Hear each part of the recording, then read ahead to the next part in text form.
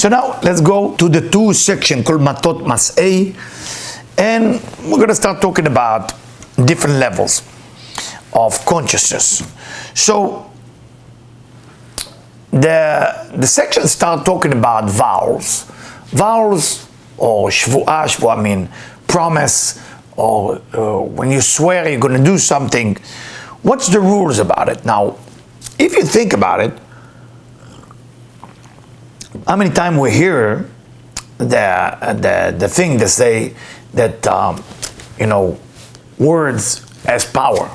Words has power. We hear about it, but do we know how much power words actually have? I mean, think about it.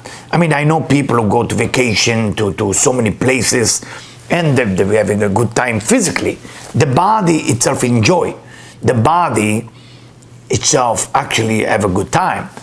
But then they're miserable, they're sad, because sadness is not necessarily go equally when the body is doing good, then also the soul will do good, because the soul frequency is different than the body. Body is very important, the soul is very important.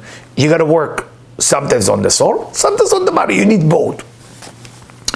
So when we think about the words we're using, and the Torah is saying, do not just promise, do not just swear, do not just make a vow. You cannot, because when you make a vow, actually you create empty space. Where is that empty space exist? Basically, when you are saying, let's say I'm going to be there at 5 p.m. and you're not, what happened? Your spirit, your soul is traveling to that place, because the soul doesn't have a frame, but the body never make it. And now you have a distance between the soul and the body. When you create that distance between the soul and the body, because of your promising, because of your words, you actually create that empty space to be vulnerable for all the dark side and negativity to enter to your, God forbid, your life. And we need truly to understand that. And I'm going to take you now to the Or Chaim, Rabbi Chaim Ben Attar, who explained the purpose, the concept of vows and promising and swear in a different way. So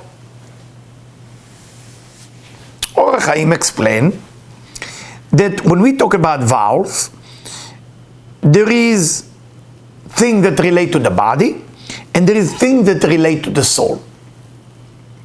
When it's related to the soul, which is non-physical, is either you promise to do good, or either you promise to stay away from something bad. That's considered a promise. So you say, I'm going to give charity tomorrow to that location, or I'm going to help that orphan house, with whatever they need, or I'm going to take 2 foster kids into my house. That's to do good, you promise. And it's not about physicality, it's a goodness of doing good. The second type of promise, when it's come to non-physical, is to stay away from something negative. Now, maybe I should be more exact, because I'm not sure it's so clear. Maybe it's not a good example to give charity, because it's physicality, so it might confuse you. To do good is to behave well. Let's say to forgive your friend. Things which are not tangible, things that you cannot touch, things that are not physical. So that's a promise to do good. To stay away from bad is not to get jealous over somebody else, not to get angry. That's also not tangible. So it can be non-tangible of not doing bad and non-tangible of promise to do good. Both of them, you can promise, you can swear, and you can make a vow.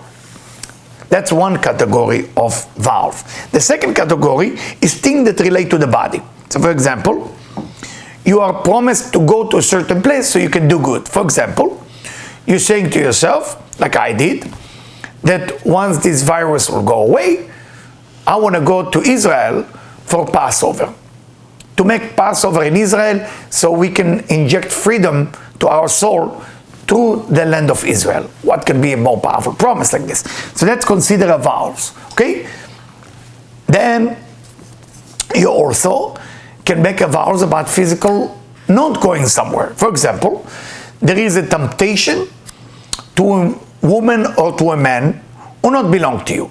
So let's say if there is a married woman that she like you very much, but you know she's married, and by any rules that's forbidden, because when you take a woman of another man, it's basically, you are basically injecting the worst negative energy to the man. By the way, I don't know if you know those rules. There's many rules on that, and I'm going to say the other rules that usually my wife don't like me to say the other rules. Just avoid it. But if a woman go with a married man and she is single, that's actually okay, according to the Torah. I know it sounds chauvinistic and not feministic and all this and that, but it's not. It's actually spiritual rules, because the nukva, the woman is the receiving. So when a receiving force receive from two locations, that bad for the receiver. But if the receiver is already with a man, she cannot be with another man. But if the man is with a woman, it can be with another woman. Even the Torah, the Zohar say it's better not to. But I'm telling from the allowed or not allowed. So let's say you have a place where you know you're going to meet a woman that might tempting you to do the wrong thing, and you make a nether, you make a vows, promise elsewhere, I'm not going there. So that's prevention of the body, or initiation of the body to go to do good things. Let me repeat. So it's 4 categories of vows. 1, promise to think good, to talk good, something non-tangible. 2, to prevent yourself from being jealous or being angry, which is not tangible. That's A and B in the first category. Then you have A and B in the second category, which is physicality. To go to a place to do good, or not to go to a place to prevent yourself from doing bad. This is the category of vows. The Torah is telling us, prevent yourself. Prevent yourself from promising anything. Why the idea of promising is such a big deal in the Torah? Why God makes such a big deal from the concept of promising? It's just words, right? I know a couple came to see me. They were a wonderful couple from New York. First they came to see me because they want me to give them a day of when to get married. Then they want to get married. And then when life go by, she's pregnant, he's happy, but they're fighting a lot. And the wife has strong temper, if I may say, and the husband have a sharp tongue. He's a lawyer, and she's a graphic designer. So he's master of speaking. So he called me and he said, "You are the last hope, we are getting divorced." I said, "What happened?" And he said to me that she threw on him, what do you call this thing? The tape. The sellotape, the machine. The scotch tape, but it's not the tape, the holder of the scotch tape, and it misses his ears by half an inch. And she, of course, get involved in the conversation. She said, I wish I wouldn't miss your face. Right? They're getting angry, they want to get divorced. And I don't know if you know, from spiritual point of view, to bring couples to love each other again is one of the best things you can do. So then I ask, what lead you? I asked the wife. She's a very nice person, by the way. And she's very pregnant. I asked, what happened? She said, the hormones. I said, come on, what happened before? And she said, the way he spoke to me. I said, how bad can it be? She told me it's very bad. Very, very bad. I couldn't take it anymore. And with the hormones, I just explode.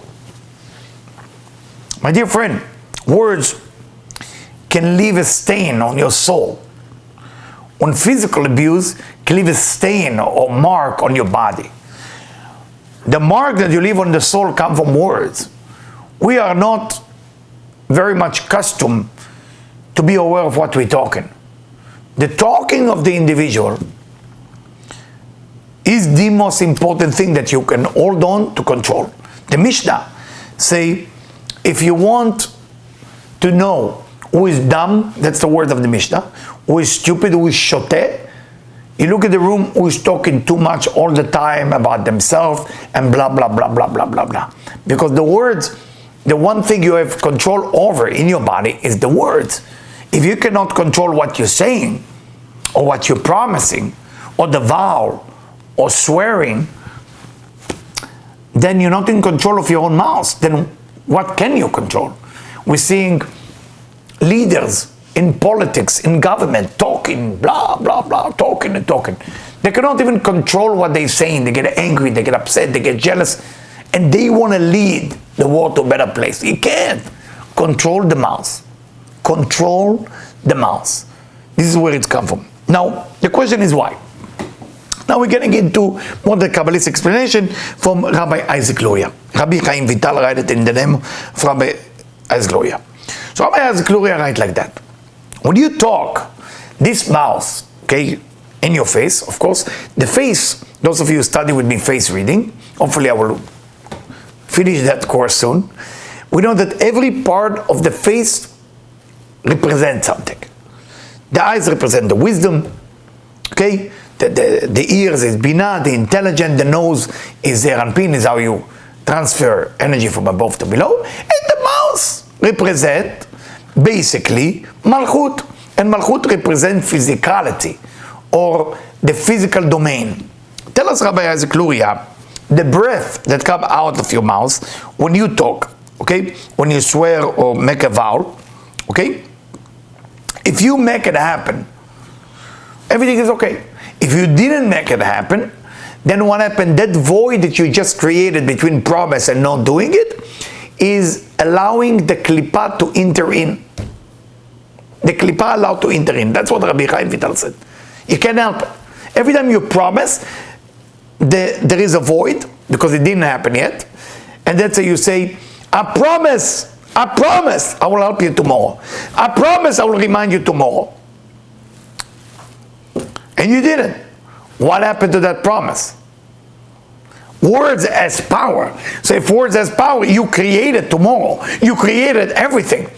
Who take that energy of the promise? Why when you promise you feel good? Did you ever think about it? You feel great when you promise. You feel fulfilled. You feel great. Because actually you're receiving light. You're receiving energy. What happened to that energy? Where is it going? That great feeling. If you didn't make it, the klipa means the dark force of the negativity, get in, steal that energy, and the negative force that will allow to inject you with all kind of problem, all kind of negativity. This is, I don't want to say scary, but a problem. I remember when I moved to Florida with my family many years ago, the reason I used to move because I used to build spiritual center, because I write lectures and concept and idea, and I also raise money and build places. So when I moved to Florida, it was to build another place. I built one in New York, built another one in Boca, in Florida. So they talked to me about the hurricane, the wind is coming. And I told people, if they can control the words of what they say, don't promise, don't swear, don't nothing, and don't speak behind somebody's back, they can be protected from hurricane. Of course, half of the people believe me, half of the people didn't believe me, which is very normal when you're part of spiritual group. And what happened, I don't know if you remember, the Katrina went through Florida, category 1 or 2. I was outside actually. I was new into Florida. And I decided not to cancel the lecture. And I gave the lecture. 2 people show up, by the way. 2 people. One named Avi and one named Federico. 2 people. One person drove with a motorcycle from Miami. Wow, I said, then I have some doubts if to believe into what I just say. You know, even a spiritual leader, when we say something, we say maybe that's too much. When he came all the way from Miami, I said, how can I not teach? It was a great lecture for 2 people, private lesson. And the reason I'm sharing this with you, I told them that until we don't control the Evel Ape, Evel is the breath, right? The breath of the mouth, what come out of your mouth. If you can control that, then the wind of everything else will destroy us. I tell you something more. One of my strong mentor, used to tell me, I was teaching this famous PR, funny, I forgot, she just came to my mind, in New York, and she introduced me to that famous politician, and they want to know what is the cause of an airborne disease, like similar to the virus right now. And I spoke to my mentor. He told me how you speak, because the words that you speak, if it's negative or if you promise, those words become a carrier for disease. My friend, if every empty void in your life will be fulfilled with that dark side, this is scary. This is scary. Think about it. Think about it. I mean, did you ever think about, like, how does it look like if your whole life is full of negativity? I think it's a problem with all the promising. Stop promising. And if you decide to promise, maybe you shouldn't. Maybe you shouldn't. You shouldn't promise. You shouldn't say, I will deliver it tomorrow. Don't say, I will deliver it tomorrow.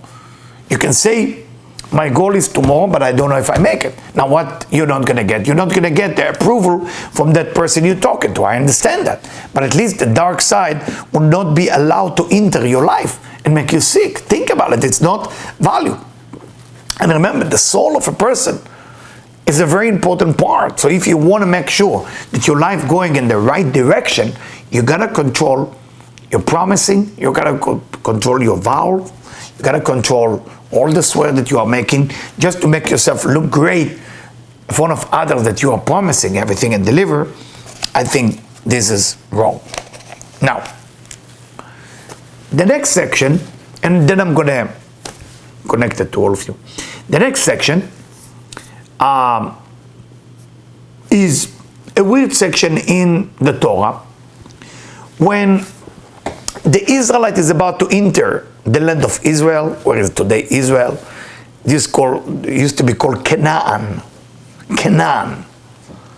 And the land of Israel is basically a place where you connect to your spiritual force.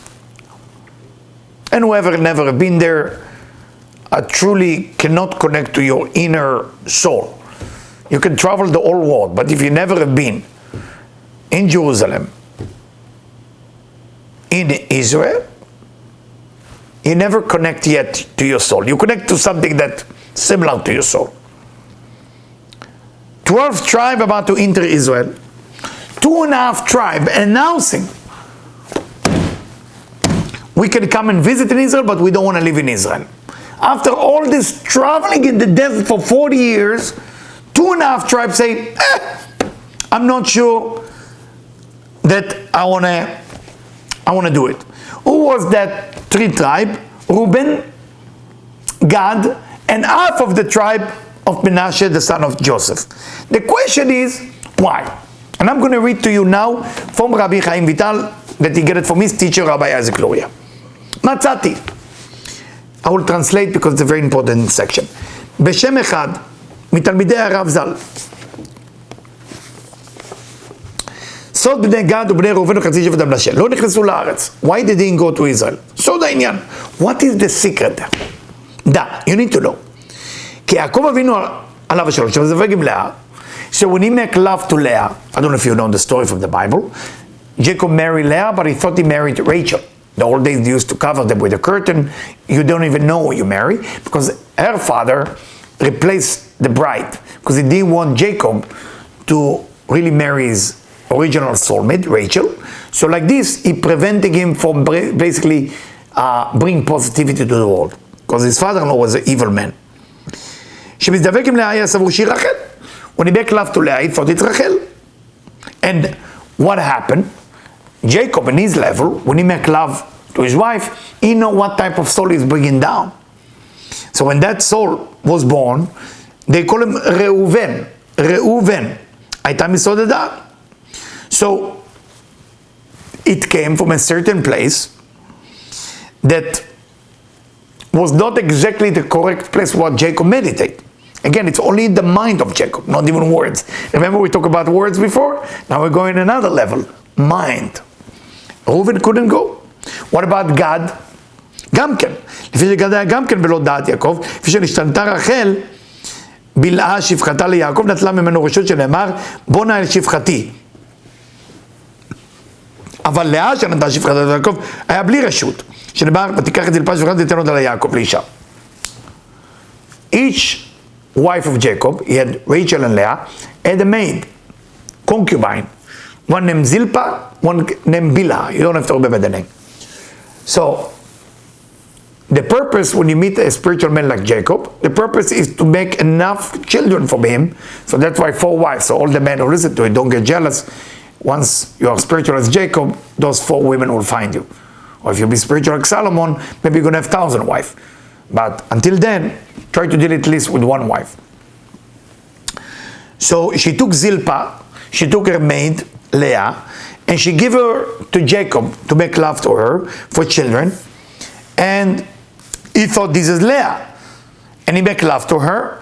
And she gave birth to a child named Gad. From the word Bagad, Bagad means cheating.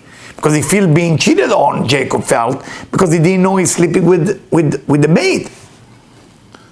And for that reason, that the second tribe couldn't go to Israel. Again, consciousness. What about Menashe? Menashe was not even the son of Jacob. He was the son of Joseph. You need to know, when Joseph married Osnat, was the daughter of Dinah. Joseph married his kind of a half-sister, which is the daughter of, not half-sister, this is actually his niece, right? If Dinah is his sister, that's his niece, Osnat, which is Dinah.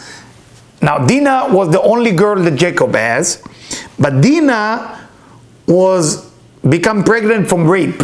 She was raped by Shechem. That's why that city called Shechem, Nablus, it's still one of the most negative cities in the world, in the Middle East. Tough city. Mishchem, והיה חציה קליפה מצד שכם. And because Shechem was very negative man, וחציה קדושה מצד דינה. Then it was half and half. Half holiness that come from Dinah, the daughter of Jacob, and half negativity come from Shechem. And Joseph was totally holy. So you have 1.5 holy and half. 1.5, yeah. If it's 2 people, so 1.5 and half not. So Menashe, when Menashe was born, so he took half of the klippah from his father and half of holiness. What do we learn from that, my friend? Consciousness. So far we talk about words, don't promise, don't ever vow. Now we are talking about a whole new thing. What are you thinking? What are you thinking when you make love? What are you thinking when you eat? What are you thinking when you drink? What are you thinking when you talk? What are you thinking when you walk? What are you thinking with everything? So the mind now, what do we learn from that? That the sole purpose is to have a full control over your words and over your mind. This is the 2 major things when it comes to the soul. Because the soul, if you think about it, the soul is built from 3 levels. Nefesh, Ruach, Neshama. Nefesh, Ruach, Neshama. Nefesh is the physical part of the soul. It's a connection between the soul and the body, running to your blood, by the way. The consciousness of your blood is actually the nefesh. Ruach is your words. Neshama, the highest level of the soul, is your mind.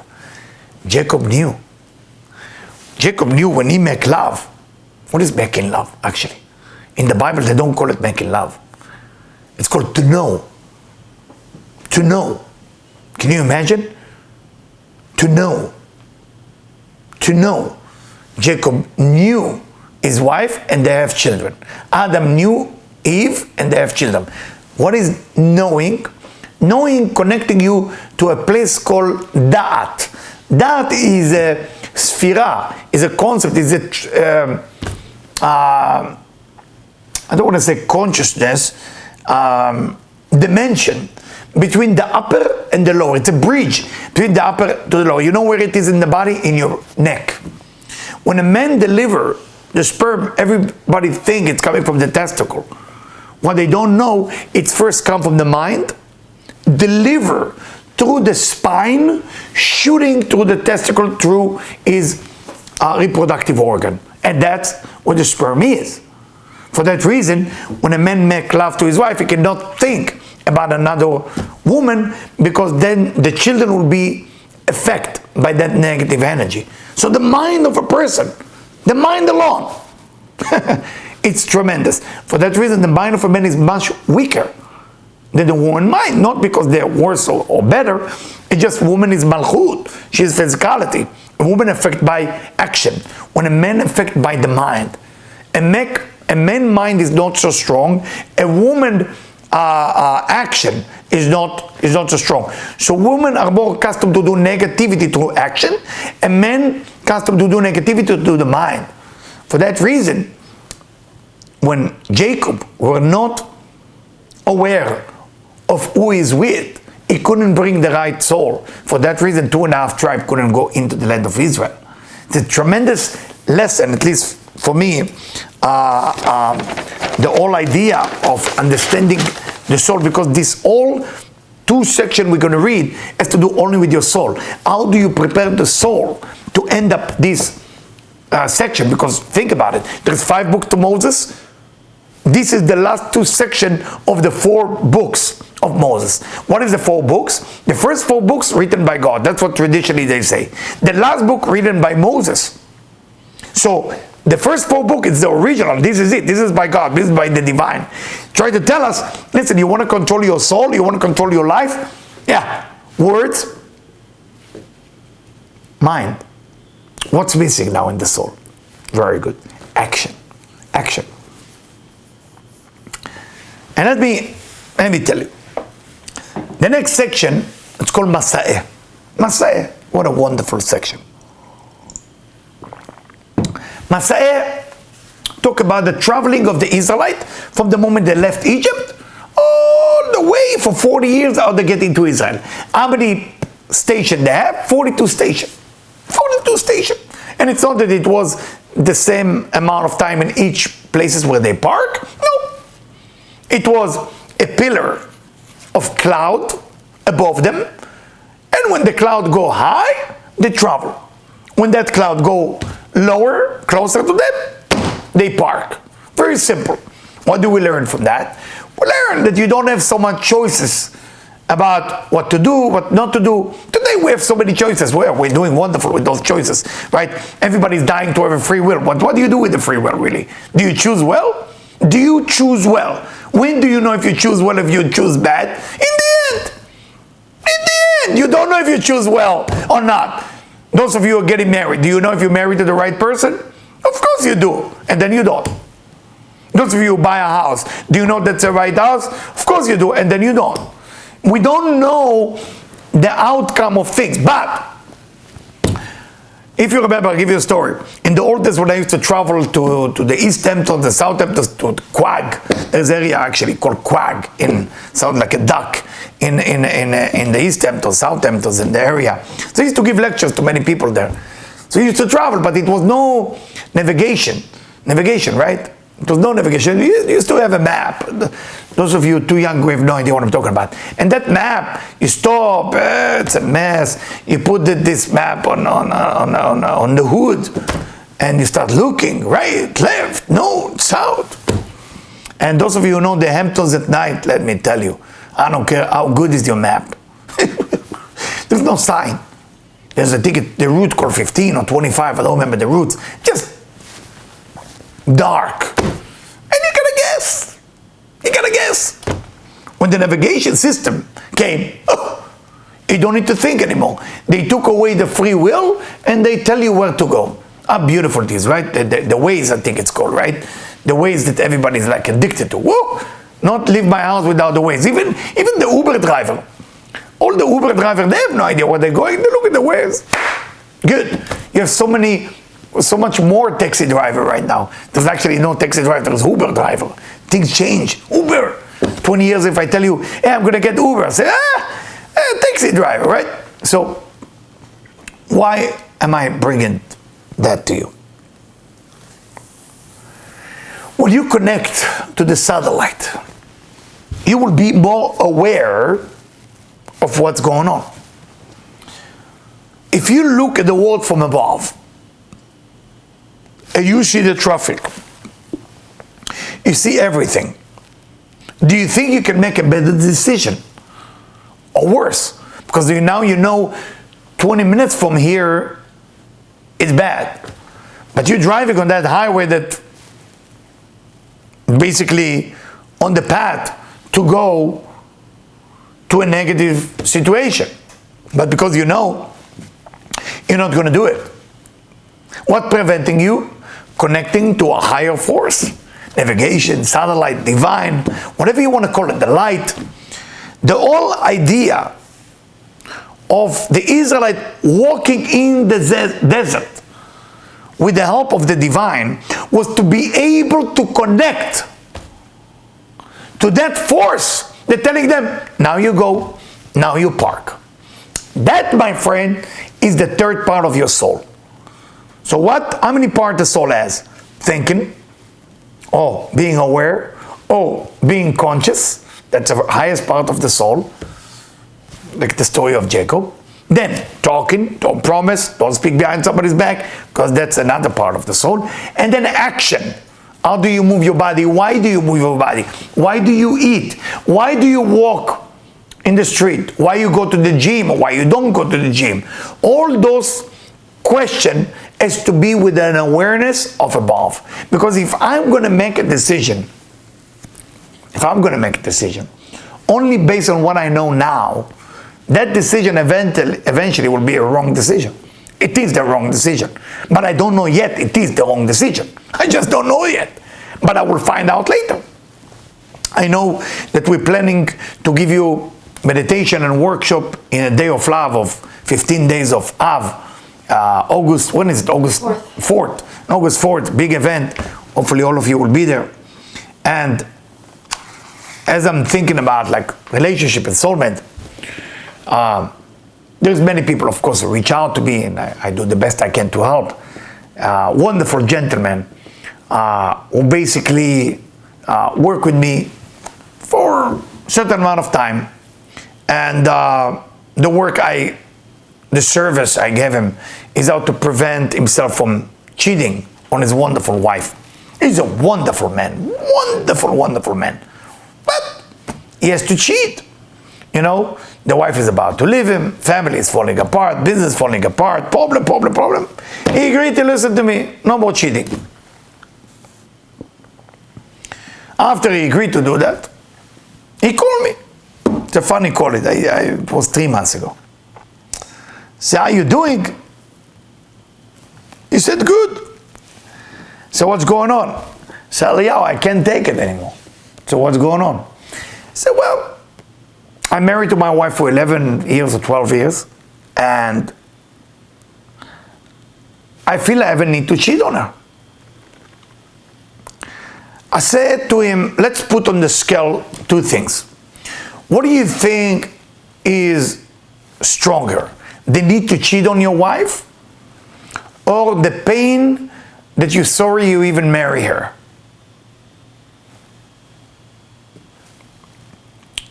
He got confused,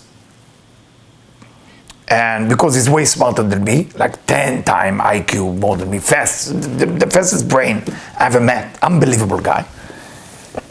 And he always say, what do you mean? I love when he say, what do you mean? So then I'm talking, so he give him a time to think. And he started crying. I never saw him cry. This is the most powerful guy, genius businessman. I said, why are you crying? And he say, Eliyahu, is it possible that I made the wrong decision. And the reason I'm cheating, I'm keeping like other women, it's more sex, more nothing for him. And he's a good looking man, very successful, so women hitting on him because of his look, then they find out he has money, then it's become tough to let go. But he won't love. And the reason he cried, because he realized maybe he will never find love. Because he feels guilty leaving his wife and his family, and in the other hand, he replaced the love with sex life that will filling the void of a decision he made 15 years ago. My friend, I want to ask you something. When it's come to action of your soul, do you feel you need to prevent yourself from making the wrong decision, the wrong action? If yes, I mean, I can give you guidance and help and advice, but I don't know the future as many people believe I do. I can predict, I can tell you what might happen, but I don't know, only the divine know. Until you're not connecting to that force called the divine, the action that you are doing now, we don't know if it's going to bring fruit to your life, and I'm so sorry for that.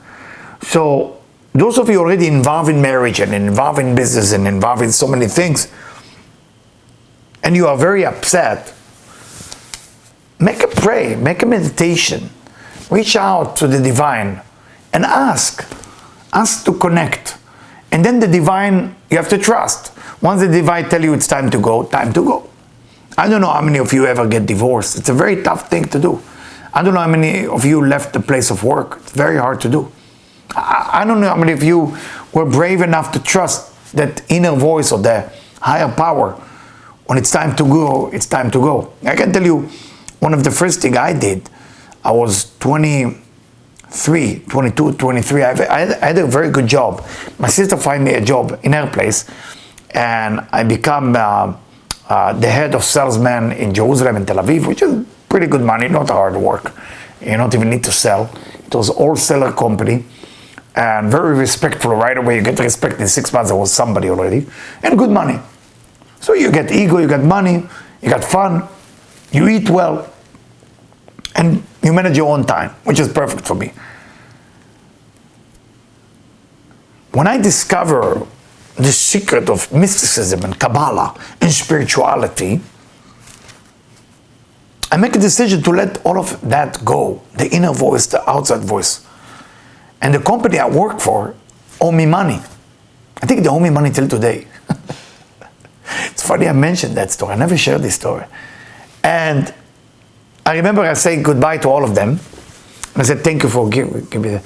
So they told me, Eliyahu, you know, we owe you money for 1 month, but we also owe you bonus for 6 months. And I said to the owner, I would like to donate that money back to the company for all the goodness that you did to me. And the guy looked at me like I'm nuts. Totally nuts. Crazy. But it was my inner call.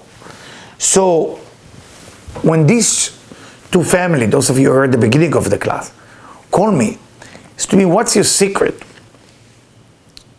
And I said, I'm surrounded by good people. And they say, come on, Eliyahu, what else? I said, well, I listen to the higher call and I follow it. And not all the time I agree with the higher call. Sometimes it's very tough to go ahead and do it. Sometimes it's very tough. 2 weeks ago, I had to call my sister who doesn't want even to talk to me for 9 months. It was very difficult.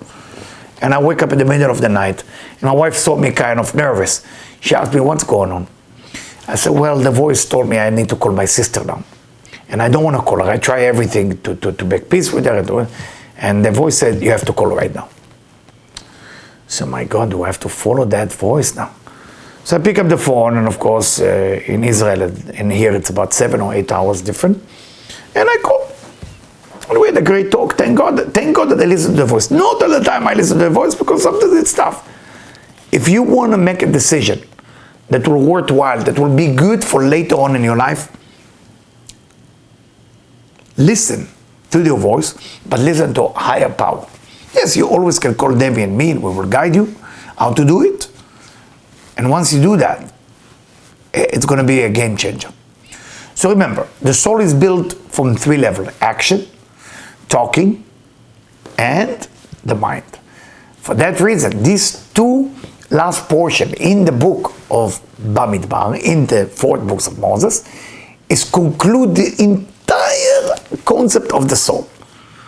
If you able to be aware of your mind, to be aware of your talk, to be aware of your action, then it promised you that you're going to be arriving to the promised land. Israel is everywhere. Israel can be finding the right soulmate. Israel can be finding the right apartment.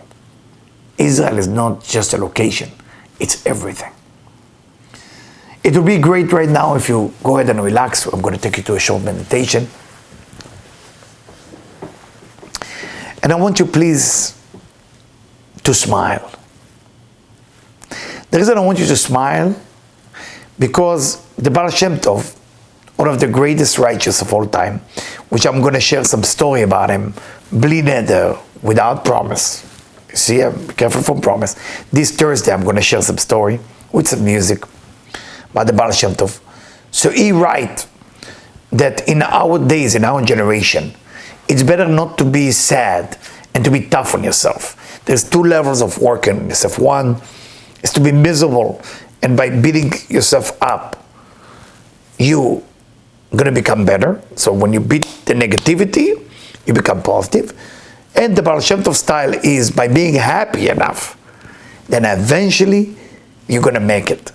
For that reason, the Baal Shem Tov is a game changer of spirituality and just thinking like that. This is, he writes that when you are sad, in our generation, we cannot handle it because the klipot, the negative force, go ahead and capture you. So be happy. Whatever you do, be happy. Be happy with everything that you are doing. Even if you find out you did a mistake, first smile. The first thing you want to do is to smile.